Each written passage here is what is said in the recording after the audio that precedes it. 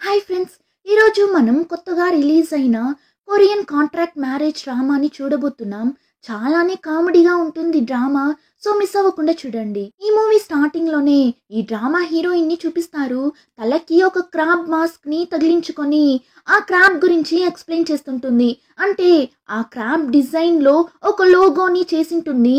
దాని గురించి ఎక్స్ప్లెయిన్ చేస్తుంటుంది. హీరోయిన్ డిజైనింగ్ స్టూడియోని పెట్టుకొని రన్ చేస్తుంటుంది. సో ఇప్పుడు ఒక కంపెనీకి వెళ్ళి తను డిజైన్ చేసిన ఆ లోగో గురించి ఎక్స్ప్లెయిన్ చేస్తుంటుంది. కానీ అక్కడ ఉన్న వాళ్ళు ఏమ్రా అంటే హీరోయిన్ చెప్తుంటే నిద్రపోతూ కూర్చోంటారు. ఆ తరువాత హీరోయిన్ ని చూసి మీకు పెద్ద క్రాబ్ అంటే ఇష్టమా లేదంటే చిన్న క్రాబ్ అంటే ఇష్టమా అన్నట్లు అడగ్గా హీరోయిన్ కూడా నాకు పెద్ద క్రాబ్ అంటేనే ఇష్టం, చాలా బాగుంటుంది తినడానికి అన్నట్లు చెప్పినప్పుడు ఆ ఇంటర్వ్యూ చేసే వాళ్ళు వేస్ట్ ఫెలోస్ గా ఉన్నారు. హీరోయిన్ చెప్పింది విని డబుల్ మీనింగ్ లో అంతా మాట్లాడి ఫన్ చేస్తుంటారు. అందులోనూ ఒకటి దగ్గర తనకి పెద్ద క్రాబ్ అంటేనే ఇష్టం అంట, నువ్వు చాలానే లక్కీ పో అన్నట్లు చెప్పి ఇప్పుడు హీరోయిన్ దగ్గర అవును మీకు పెళ్ళి అయిందా అన్నట్లు అడగ్గా హీరోయిన్ కూడా లేదు అంటుంది. ఇప్పుడు మళ్ళీ హీరోయిన్ మీద ఫన్ చేయడం స్టార్ట్ చేస్తారు. హీరోయిన్ కి అయితే అర్థమైపోతుంది వాళ్ళు తన మీదనే ఫన్ చేసి నవ్వుతున్నారు అని. సో ఇప్పుడు వాళ్ళ దగ్గర సార్ ఇప్పుడు మీరెందుకు పెళ్ళయిందా అని అంతా అడిగారు, అంతేకాకుండా అతని దగ్గర నువ్వు లక్కీ అని అంతా ఎందుకు చెప్పారు, దానికేం అర్థం అన్నట్లు హీరోయిన్ అడిగినప్పుడు వెంటనే అక్కడ ఉన్న ఒక అతను ఏమ్మా ఇక్కడ నువ్వు ప్రెజెంటేషన్ ఇవ్వడానికే కదా వచ్చావు లేదంటే గొడవ పడటానికి వచ్చావా, అయినా నీలా గొడవ పడే ఒక అమ్మాయి దగ్గరంతా మేము మా ప్రాజెక్ట్ ని ఇవ్వలేము అన్నట్లు చెప్పగా హీరోయిన్ కి కోపం వచ్చేస్తుంది. ఫాస్ట్ గా వాటన్నింటినీ తీసి పడేసి అయినా మీరేంటి నాకు ప్రాజెక్ట్ ని ఇద్దామా వద్దా అని డిసైడ్ అయ్యేది, నాకే మీతో కలిసి పనిచేయడంలో ఇష్టం లేదు, నేను కట్టే ట్యాక్స్ డబ్బులే మీ అందరికి శాలరీగా ఇస్తున్నారు, నేను కట్టే ట్యాక్స్ డబ్బులంతా మీలాంటి చెత్త ఫెలోస్ కి ఇస్తున్నందుకు నాకు చాలానే బాధగా ఉంది అన్నట్లు హీరోయిన్ వాళ్ళని కడిగి పెట్టగా అందులో ఒకడికి కోపం వచ్చేస్తుంది. హే నువ్వేం చెప్పావు, నీకు ఎంత ధైర్యం ఉంటే ఎలా అంతా మాట్లాడతావు అని హీరోయిన్ మీద ఎగురుకుంటూ వెళ్ళగా హీరోయిన్ కూడా ఊరికే లేదు, వాళ్ళందరినీ బాగా కడిగి పెట్టి అక్కడి నుండి వెళ్ళిపోతుంది.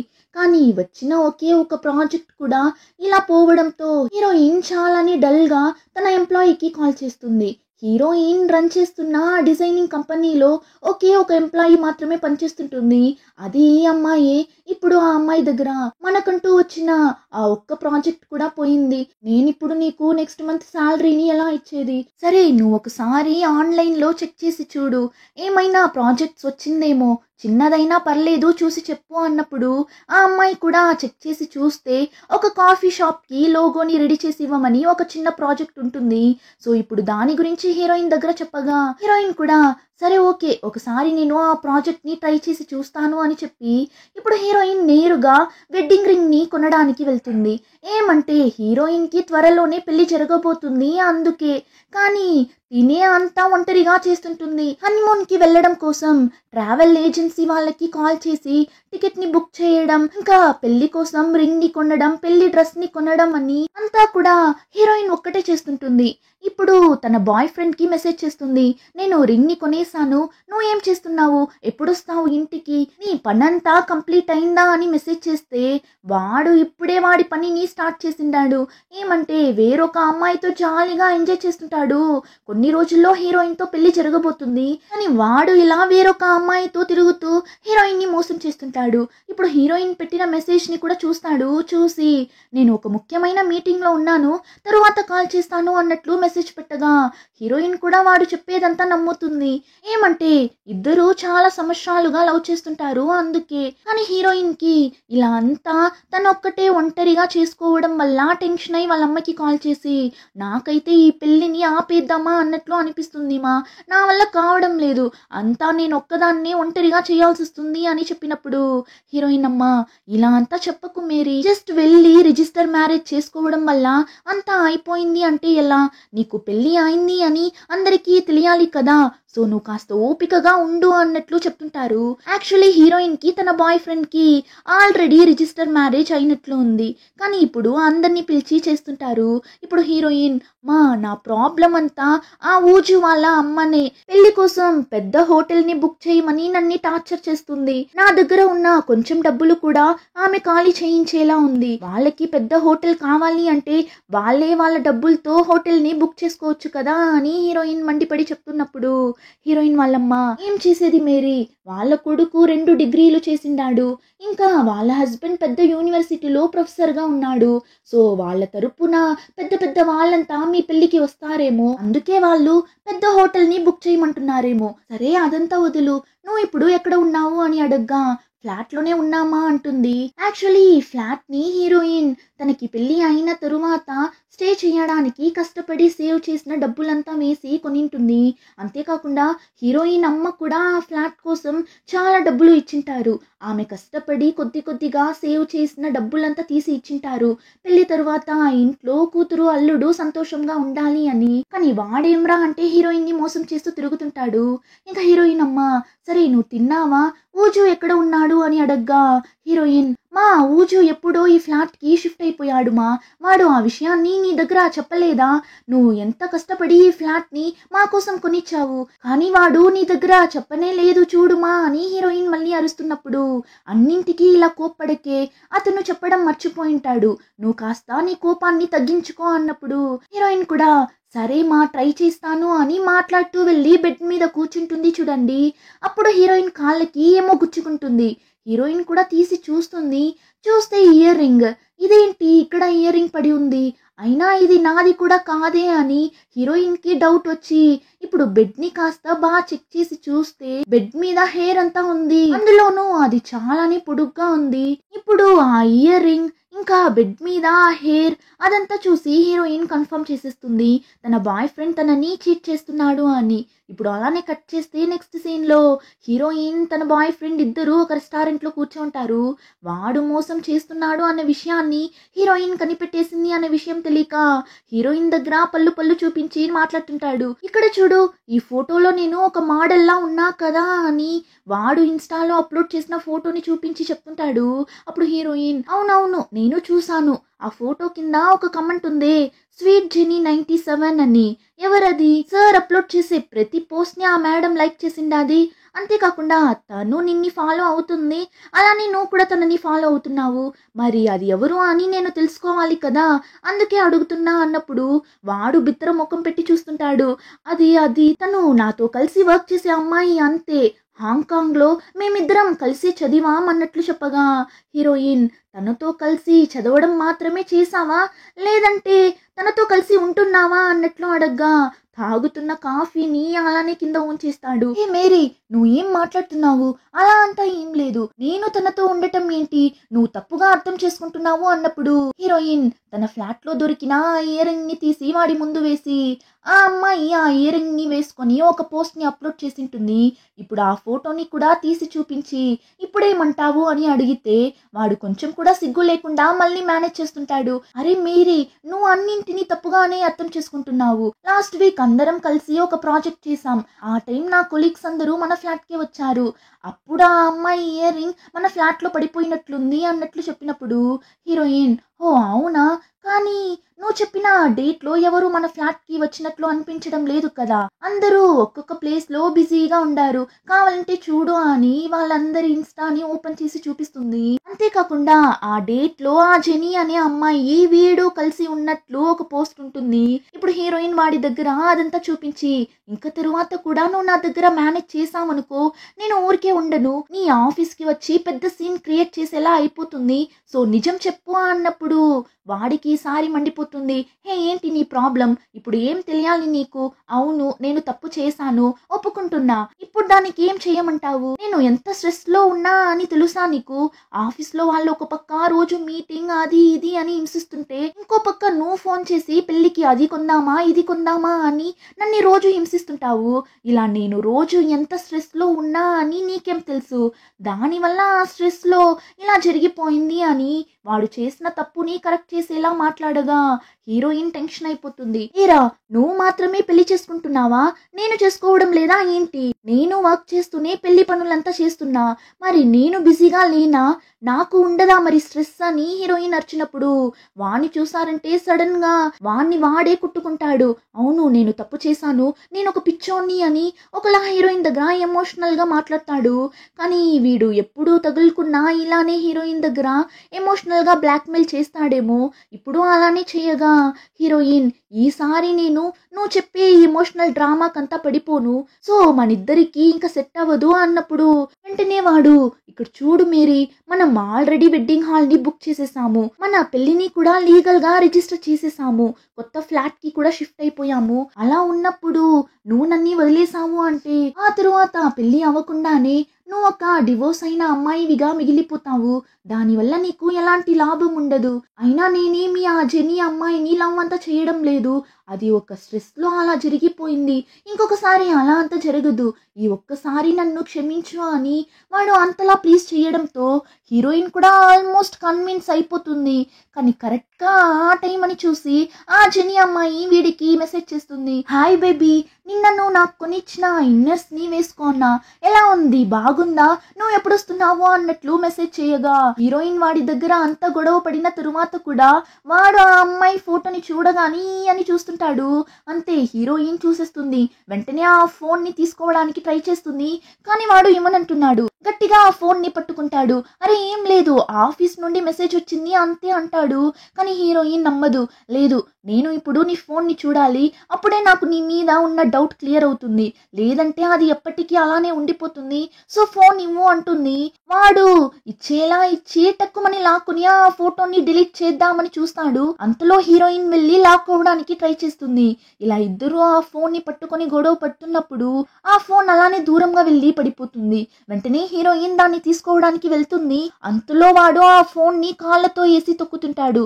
అయినా హీరోయిన్ తీసుకోవడానికి ట్రై చేస్తున్నప్పుడు హీరోయిన్ చెయ్యిని కూడా తెలియకుండా తొక్కేస్తాడు. అంతే, హీరోయిన్ కి చాలానే నొప్పిగా ఉంటుంది. అప్పుడు కూడా వాడు చాలానే క్యాజువల్ గా, నీకేం కాలేదు కదా, అయినా నువ్వు నీ లైన్ ని క్రాస్ చేస్తున్నావు, ఎంత ఒకరికి మనం క్లోజ్ గా ఉన్నా వాళ్ళ ఫోన్ ని చూడాలి అని అనుకోవడం చాలా తప్పు అన్నట్లు వీడు ఇష్టానికి మాట్లాడగా హీరోయిన్ కి మండిపోతుంది. హో, నేను లైన్ ని క్రాస్ చేశానా?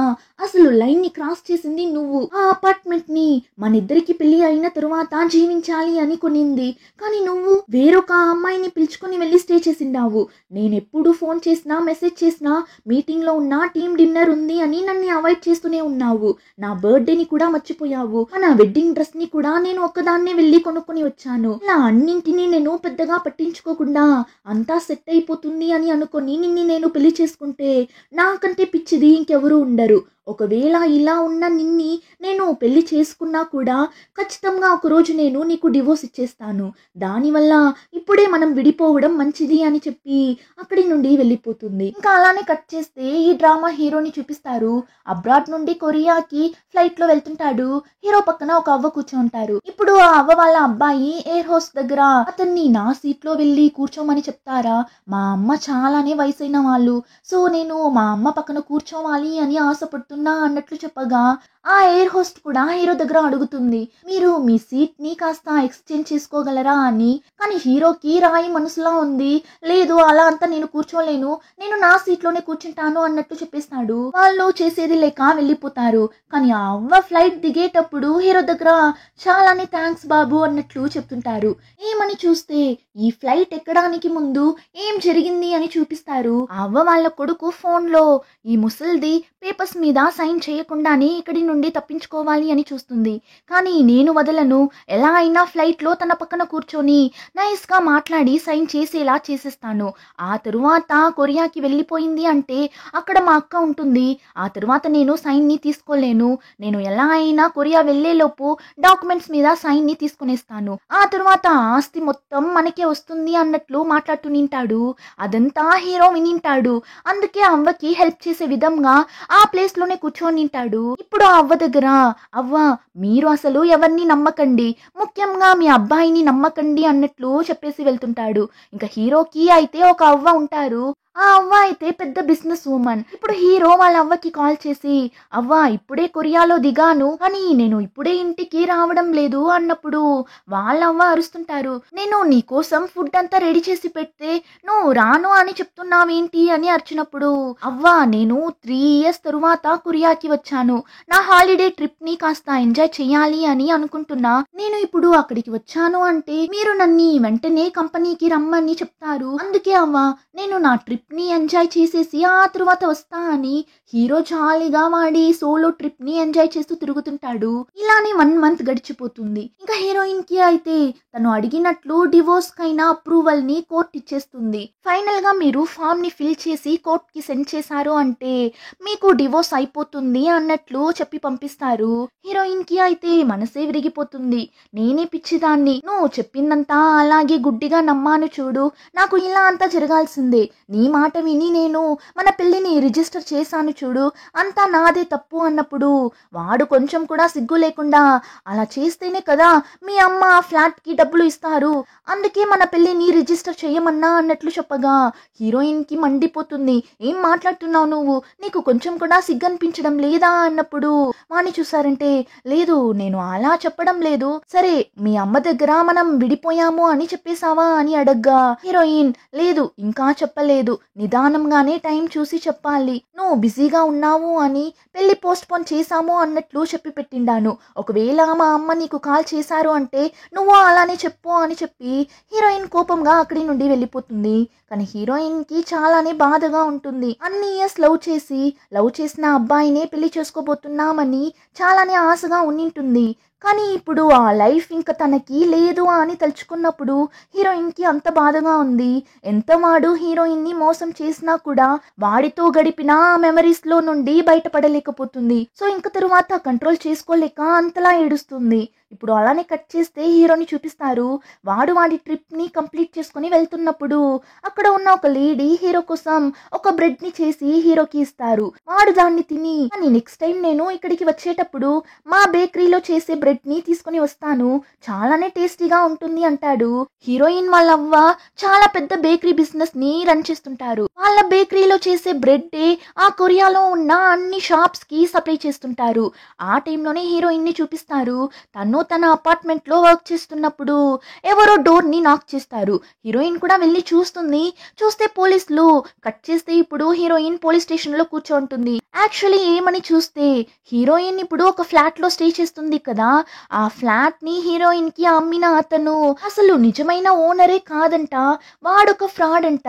ఆ విషయం తెలియక హీరోయిన్ ఆ ఫ్లాట్ ని కొని మోసపోతుంది. ఆ ఫ్లాట్ యొక్క నిజమైన ఓనర్ అబ్రాడ్ లో ఉన్నారంట. వాళ్ళు ఇప్పుడు కొరియాకి తిరిగి రావడంతో ఇప్పుడు ఆ పోలీస్ హీరోయిన్ దగ్గర మీరు వెంటనే ఆ ఫ్లాట్ ని ఖాళీ చేయాలి అంటాడు. అప్పుడు హీరోయిన్ నేను ఆ ఫ్లాట్ కోసం ఇచ్చిన డబ్బులు నాకు తిరిగి రాకుండా నేను ఎలా వెళ్ళగలను అన్నప్పుడు ఆ పోలీస్ మేము ఏం చేయలేము మా, మీరు కావాలంటే మిమ్మల్ని మోసం చేసి ఆ ఫ్లాట్ ని మీకు అమ్మిన వాడి మీద కంప్లైంట్ ఇచ్చేసి వెళ్ళండి, కానీ ఆ మోసగాన్ని పట్టుకోవడం చాలానే కష్టం, వాడు ఎప్పుడో ఈ దేశాన్ని వదిలి పారిపోయింటాడు అన్నట్లు చెప్పగా అంతే హీరోయిన్ కి ఎలా ఉంటుంది, అయితే నా డబ్బులు అని చెప్పి ఇప్పుడు వెంటనే తన ఎక్స్ బాయ్ ఫ్రెండ్ ఆ ఊజుకి కాల్ చేస్తుంది. కానీ వాడసలు కొరియాలోనే లేడు, ఆ జెనీ అమ్మాయితో కలిసి వేరొక కంట్రీకి వెళ్ళి జాలీగా ఎంజాయ్ చేస్తుంటాడు. ఇప్పుడు హీరోయిన్ వాడికి కాల్ చేసి జరిగిందంతా చెప్తుంది. కానీ వాడు హీరోయిన్ ని అరుస్తుంటాడు, నువ్వు ఎప్పుడూ ఇంతే, ఏది కూడా కరెక్ట్ గా చెయ్యవు, అయినా ఇప్పుడు నన్ను ఏం చెయ్యమంటావు అని అడగ్గా హీరోయిన్ మీ అంకుల్ లాయర్ గా ఉన్నాడు కదా, అతని దగ్గర మాట్లాడు, ఏమైనా హెల్ప్ చేస్తాడేమో అన్నట్లు చెప్తుంది. అప్పుడు వాడు అరే నేను ఇలాంటి విషయాల కోసం అంతా అతని దగ్గరకు వెళ్ళి హెల్ప్ అడగలేను అన్నట్లు చెప్పిస్తాడు. పాపం హీరోయిన్ ఏడుస్తూ నాకు నువ్వు తప్ప ఇక్కడ ఎవరూ తెలీదు, వెళ్ళి హెల్ప్ చేయమని అడగడానికి, అలా ఉన్నప్పుడు నువ్వే ఇలా చెప్తే ఎలా, ఆ ఫ్లాట్ కోసం నా సేవింగ్స్ డబ్బులు, మా అమ్మ ఇచ్చిన డబ్బులు, ఇంకా బ్యాంక్ లో లోన్ అని ఎంత డబ్బులు కట్టా అని తెలుసా అని అంతలా ఏడుస్తుంది. అయినా వాడు అలానే కూల్ గా ఇక్కడ చూడు, ఇప్పుడు నీకు నాకు ఎలాంటి సంబంధం లేదు, మనం కంప్లీట్లీ కంప్లీట్లీ స్ట్రేంజర్స్. అలా ఉన్నప్పుడు నేనెందుకు నీకు హెల్ప్ చేయాలి? దానివల్ల ఊరికే ఇలా టైం కాని టైంలో అంతా ఇంకొకసారి ఫోన్ చేసి నన్ను డిస్టర్బ్ చేయకు అన్నట్లు చెప్పి ఫోన్ పెట్టేస్తాడు. అంతే హీరోయిన్ అలానే కింద కూర్చొని ఇప్పుడు నేనేం చేసేది అని చెప్పి అంతలా ఫీల్ అయ్యి ఏడుస్తుంది. కట్ చేస్తే ఇప్పుడు ఒక రెస్టారెంట్ బయట కూర్చొని ఫుల్ గా తాగుతుంటుంది. ఆ వెధవను నమ్ముకొని నేను అసలు ఆ ఫ్లాట్ ని కొనిండకూడదు, ఇప్పుడు నేనే కదా బాధపడుతున్నా, నా డబ్బులు మొత్తం పోయింది అని ఫీల్ అవుతున్నప్పుడు కరెక్ట్ గా వాళ్ళ అమ్మ కాల్ చేస్తారు. ఏమో మంచి ఫుడ్ ని కుక్ చేశారంట, దాన్ని మీ అత్త వాళ్ళ ఇంటికి కాస్త పంపించనా అన్నట్లు అడుగుతారు.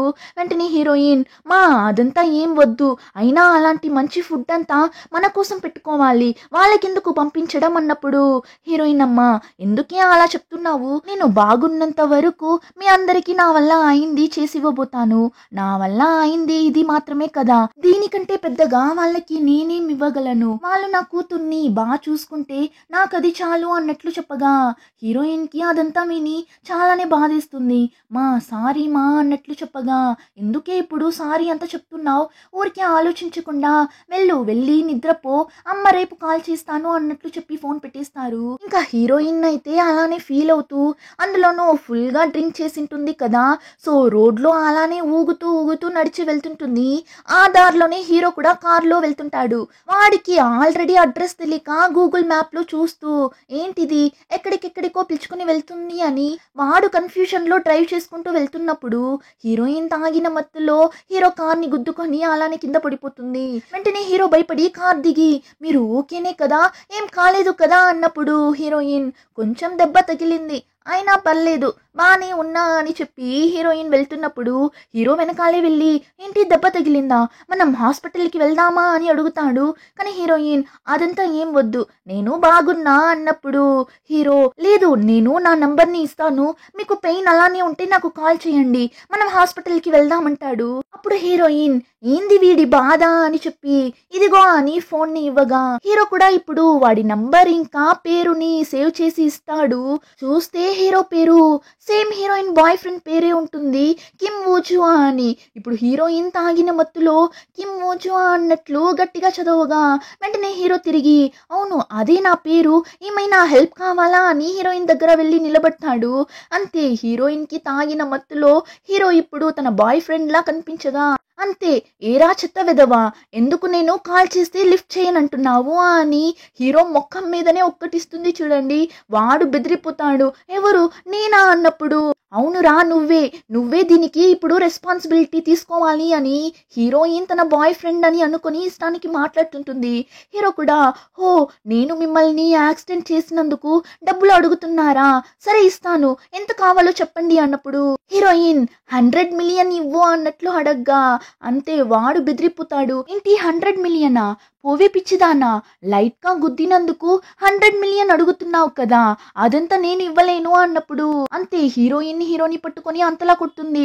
రే మర్యాదగా నేను అడిగిన డబ్బులు ఇచ్చేసే, అది మా అమ్మ డబ్బులు, ఇవ్వు అని వాడిని పట్టుకొని కొట్టగా వాడు హీరోయిన్ ని దూరం తోసి ఫాస్ట్ గా వెళ్లి కార్ లో కూర్చొనేస్తాడు. కానీ హీరోయిన్ కూడా ఫాస్ట్ గా వెళ్లి కార్ ఎక్కేస్తుంది. ఎక్కడికి రా నన్ను వదిలేసి వెళ్ళిపోతున్నావు అని సీట్ బెల్ట్ అంతా వేసుకుని కూర్చుంటుంది. వాడు అరుస్తుంటాడు ఏం చేస్తున్నావు నువ్వు, నా కార్ లో నుండి దిగు అని హీరోయిన్ సీట్ బెల్ట్ ని తీస్తుంటే హీరోయిన్ వాడి సీట్ బెల్ట్ ని తీస్తుంటుంది. వెంటనే హీరో కార్ దిగి ఉండు వస్తున్నా అని వెళ్ళి కార్ డోర్ ని ఓపెన్ చేయడానికి ట్రై చేస్తాడు. కానీ హీరోయిన్ గట్టిగా పట్టుకొని వదలడం లేదు. హీరో వల్ల అయితే ఓపెన్ చేయడానికి కావడం లేదు.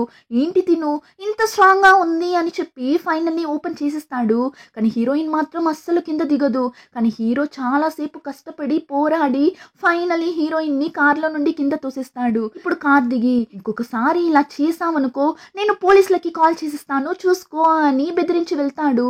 కానీ హీరోయిన్ అప్పుడు కూడా సైలెంట్ గా ఉండదు. పరిగెత్తుకుంటూ వెళ్ళి వాడి వీపు మీద ఎక్కి కూర్చుంటుంది. అలా కూర్చొని హీరో కళ్ళుని క్లోజ్ చేసి ఎందుకు వదిలేసి వెళ్తున్నావు, నిన్ని నేను వదలను అన్నట్లు చెప్తుంటుంది.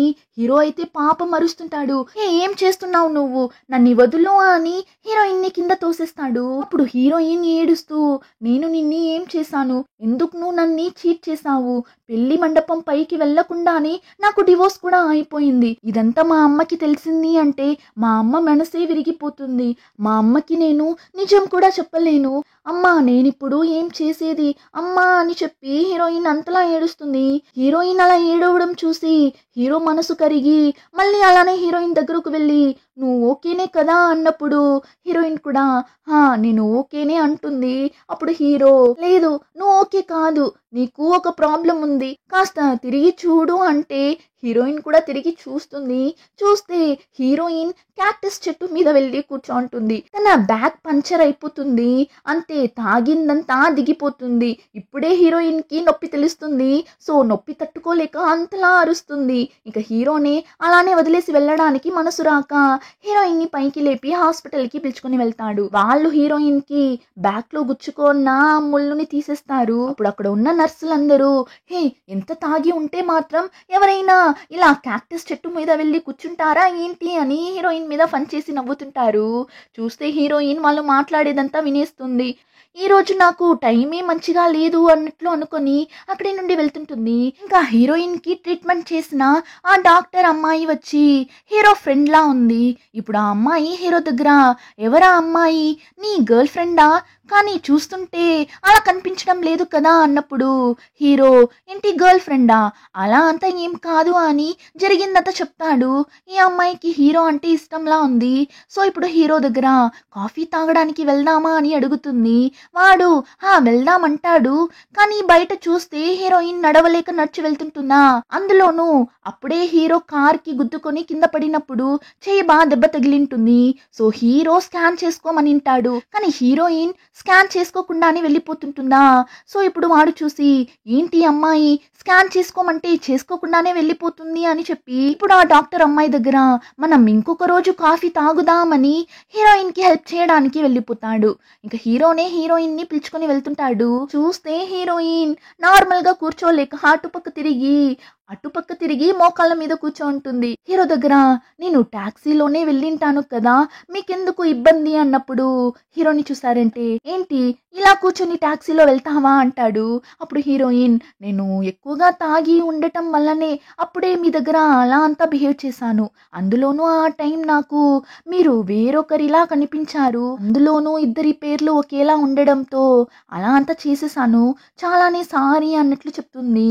కానీ హీరో ఏం మాట్లాడడు, సైలెంట్ గానే ఉంటాడు. ఇంకా హీరోయిన్ ని తన అపార్ట్మెంట్ దగ్గర డ్రాప్ చేసేస్తాడు.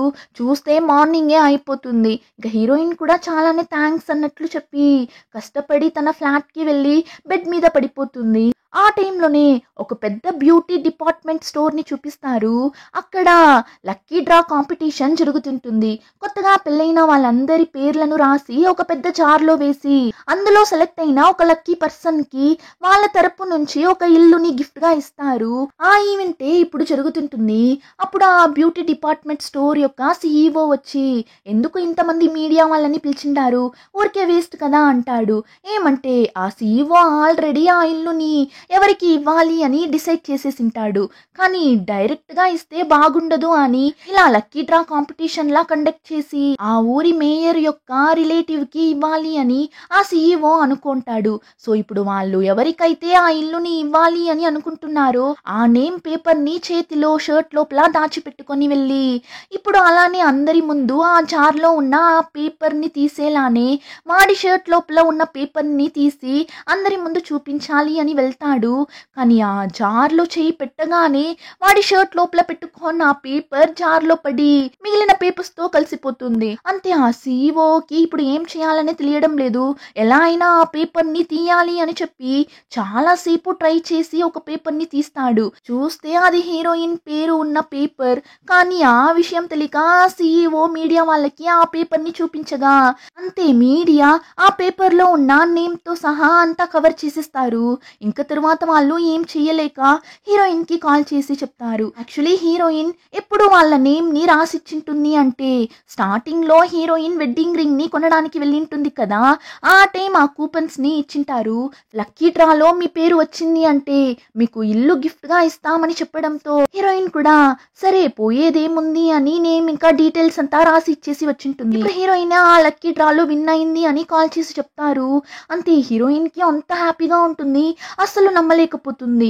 కానీ అంత ఈజీగా ఆ ఇల్లుని హీరోయిన్‌కి ఇచ్చేయరు కదా! చాలా ప్రూఫ్స్ అంతా అడుగుతారు కదా! సో, ఇప్పుడు అలానే అడుగుతారు. మీ ఇద్దరికీ పెళ్లి అయినా ఆ మ్యారేజ్ సర్టిఫికేట్‌ని పంపించండి అన్నట్లు అడుగుతారు. అప్పుడు హీరోయిన్ దాన్ని ఖచ్చితంగా ఇచ్చి తీరాలా అని అడగ్గా వాళ్ళు అవును ఇవ్వాలి. మీరు నిజంగానే లీగల్‌గా పెళ్లి చేసుకున్నారా లేదా? ఇంకా మీకు సొంతంగా ఎలాంటి ఇల్లు లేదా అని అంతా కన్ఫర్మ్ చేసుకున్న తరువాతనే మేము ఆ ఇల్లుని మీకు ఇవ్వగలం. దానివల్ల మీరు మేము అడిగిన ప్రూఫ్స్ ఇంకా డాక్యుమెంట్స్ అన్నింటిని సెండ్ చేయండి అని చెప్తారు. యాక్చువల్లీ హీరోయిన్‌కి ఇంకా డివోర్స్ కంప్లీట్‌గా అవ్వలేదు. ఫైనల్‌గా మీరు ఒక ఫామ్‌ని ఫిల్ చేసి కోర్ట్‌కి సెండ్ చేశారు అంటే మేము మీ డివోర్స్‌ని కన్ఫర్మ్ చేసేస్తాము అన్నట్లు చెప్పింటారు. కానీ హీరోయిన్ ఉన్న స్ట్రెస్‌లో ఆ ఫామ్‌ని పంపించిండదు. అంతేకాకుండా ఆ బాయ్ ఫ్రెండ్ కూడా అంతా నువ్వే చూసుకో అన్నట్లు వాడి గర్ల్ ఫ్రెండ్ ఆ జెనీ అమ్మాయితో తిరగడం వల్ల లీగల్‌గా ఇప్పుడు ఇద్దరికి ఇంకా డివోర్స్ అవ్వలేదు. సో హీరోయిన్ కూడా ఇప్పుడు వాళ్ళ మ్యారేజ్ సర్టిఫికేట్‌ని వాళ్ళకి పంపించేస్తుంది. హీరోయిన్‌కి అయితే అంత ఖుషీగా ఉంది. కానీ ఆ సీఈఓ ఆ ఇల్లుని వేరే వాళ్ళకి ఇవ్వాలి అని కదా ప్లాన్ చేశాడు. కానీ అలా జరగకపోవడంతో ఇప్పుడు వాడి అసిస్టెంట్ ఏం చేస్తాడు, వాడి కింద పనిచేసే మేనేజర్ దగ్గర కొన్ని రోజులు ఈ ఇల్లుని ఇచ్చే ఈవెంట్ని మనం స్టాప్ చేస్తున్నాం అన్నప్పుడు ఆ మేనేజర్ ఎందుకు సార్ అయితే మనం ఆ ఈవెంట్ని ఎప్పుడు ఏ డేట్లో చేస్తున్నాం, ఆ లక్కీ డ్రాలో విన్ అయిన ఆ అమ్మాయి వాళ్ళ హస్బెండ్ ఫారిన్లో ఉన్నాడంట. సో ఈవెంట్కి రాలేడు అన్నట్లు చెప్పారు. సో మనం ఏ డేట్లో ఆ ఈవెంట్ని చేయబోతున్నామో ముందే వాళ్ళకి ఇన్ఫార్మ్ చేస్తే వాళ్ళ హస్బెండ్ వస్తాడేమో అన్నప్పుడు ఆ అసిస్టెంట్ ఏంటి హస్బెండ్ రాడా, అదంతా ఎలా కుదురుతుంది, వాళ్ళు కపుల్గానే ఈవెంట్కి వచ్చి ఆ ఇల్లుని తీసుకోవాలి, ఆ అమ్మాయి దగ్గర చెప్పేసే అన్నట్లు చెప్పగా అతను కాల్ చేసి మేడం మీరు మీ హస్బెండ్ ఇద్దరు ఖచ్చితంగా జరగబోయే ఆ ఈవెంట్కి రావాలి, అప్పుడే మీకు మేము ఇల్లుని ఇవ్వగలం అన్నట్లు చెప్పగా హీరోయిన్ ఎంతగానో అడిగి చూస్తుంది. అతను రాడు, అబ్రాడ్లో ఉన్నాడు, చాలా బిజీ అని. అయినా వాళ్ళు ఒప్పుకోరు. ఒకవేళ మీరు మీ హస్బెండ్తో పాటు రాలేదు అంటే మేము ఆ ఇల్లుని వేరే వాళ్ళకి ఇచ్చేలా ఉంటుంది. సో ఆలోచించుకోండి అన్నట్లు చెప్పి ఫోన్ పెట్టేస్తాడు. హీరోయిన్కి అయితే ఏం అర్థం కాలేదు. లేని హస్బెండ్ కోసం ఇప్పుడు నేను ఎక్కడికి వెళ్ళను, సరే ఆ వేస్ట్ ఫెలోకి కాల్ చేద్దామని తన బాయ్ ఫ్రెండ్కి కాల్ చేస్తుంది. కానీ వాడు తన గర్ల్ ఫ్రెండ్తో జాలీగా ఎంజాయ్ చేస్తూ తిరగడం వల్ల ఫోన్ లిఫ్ట్ చేయలేదు. సరే అని హీరోయిన్ వాయిస్ మెసేజ్ చేస్తుంది. ఇలా నాకు ఒక లక్కీ డ్రాలో ఇల్లు వచ్చింది, దాని గురించి నేను నీ దగ్గర మాట్లాడాలి, మెసేజ్ని చూసిన వెంటనే కాల్ చేయని మెసేజ్ చేస్తుంది. వాడికి ఆ మెసేజ్ వస్తుంది, ఇలా మీకు మేరీ వాయిస్ మెసేజ్ని సెండ్ చేశారు అని. కానీ పక్కనే ఆ జెన్నీ అమ్మాయి కూర్చోండడం వల్ల తను ఏమనుకుంటుందో ఏమో అని వాడు ఆ వాయిస్ మెసేజ్ని ఓపెన్ చేయకుండానే హీరోయిన్ నంబర్ని బ్లాక్ చేసిస్తాడు. ఆ విషయం తెలియక హీరోయిన్ మళ్ళీ వాడికి కాల్ చేసి అలానే వెక్స్ అయి అక్కడే కూర్చొని అంతలా ఫీల్ అవుతుంది. అంత పెద్ద లగ్జరీ అయినా ఇల్లుని విన్నవడం అంతా అసలు ఒక మిరాకల్. కానీ వాడు ఫోన్ ఎత్తనే లేదు. మరి నేనిప్పుడు ఏం చేసేది అని ఫీల్ అవుతూ కూర్చోన్నప్పుడు కరెక్ట్ గా హీరో మెసేజ్ చేస్తాడు. నువ్వు మళ్ళీ డాక్టర్ దగ్గరకు వెళ్ళావా, నీ చెయ్యిని స్కాన్ చేసుకున్నావా, ఏం ప్రాబ్లం లేదు కదా అని మెసేజ్ చేస్తాడు. హీరోయిన్ కూడా లేదు నేను చాలానే బిజీగా ఉన్నా అని మెసేజ్ ని టైప్ చేస్తూ ఇప్పుడు కిమ్ వూ జువా అని ఉన్న హీరో పేరుని చూడగానే హీరోయిన్ కి ఒక ఐడియా వస్తుంది. ఇద్దరి పేర్లు ఒకటే, ఆ బ్యూటీ డిపార్ట్మెంట్ స్టోర్ వాళ్ళకి నా హస్బెండ్ ఊజు ఎలా ఉంటాడు అని కూడా తెలియదు. సో నేను ఆ ఈవెంట్ రోజు ఎవరిని పిలుచుకొని వెళ్ళినా వాళ్ళకేం తెలుస్తుంది అని చెప్పి నెక్స్ట్ డేనే హీరోని మీట్ అవుతుంది. కానీ వాడి దగ్గర ఎలా చెప్పాలో తెలియక కూర్చున్నప్పుడు హీరోని హాస్పిటల్కి వెళ్ళారా, డాక్టర్ ఏం చెప్పాడు అని అడుగుతాడు. కానీ హీరోయిన్ దాని గురించి అంతా వదలండి, మీకు పెళ్ళి అయిందా అన్నట్లు అడగ్గా వాడు షాక్ అవుతాడు. ఏంటి ఏం అడిగావు అని అడగ్గా హీరోయిన్ మళ్ళీ అరే మీకు పెళ్ళి అయిందా అని అడిగాను అన్నప్పుడు వాడు లేదు ఇంకా అవ్వలేదు, ఏమైంది అన్నప్పుడు హీరోయిన్ అలానే నవ్వుతూ అమ్మయ్య పెళ్లి కాలేదు అని అనుకొని ఇప్పుడు హీరో దగ్గర నాకు తెలుసు మిమ్మల్ని ఇలా అడగడం అంతా ఏం బాలేదు అని, అందులోనూ మనం ఒక్కసారి మాత్రమే మీట్ అయ్యాము, నేను బాగా ఆలోచించాను ఇలా అంతా అడగచ్చా అని, కానీ నాకు ఇంకా వేరే దారి లేదు, ఇప్పుడు నేనున్న సిచ్యువేషన్లో మీరు మాత్రమే నాకు హెల్ప్ చేయగలరు, దానివల్ల మీరు నా హస్బెండ్గా ఉంటారా అన్నట్లు అడుగుతుంది. అంతే వాడికైతే ఏం అర్థం కాలేదు, అలానే బిత్ర ముఖం పెట్టి చూస్తుంటాడు, ఏం అడుగుతుంది అమ్మాయి అన్నట్లు. అలానే ఎపిసోడ్ కంప్లీట్ అవుతుంది. రిమైనింగ్ స్టోరీని నెక్స్ట్ ఎపిసోడ్లో చూద్దాం. ఇంకా ఈ వీడియో నచ్చితే like, share and subscribe. Thank you.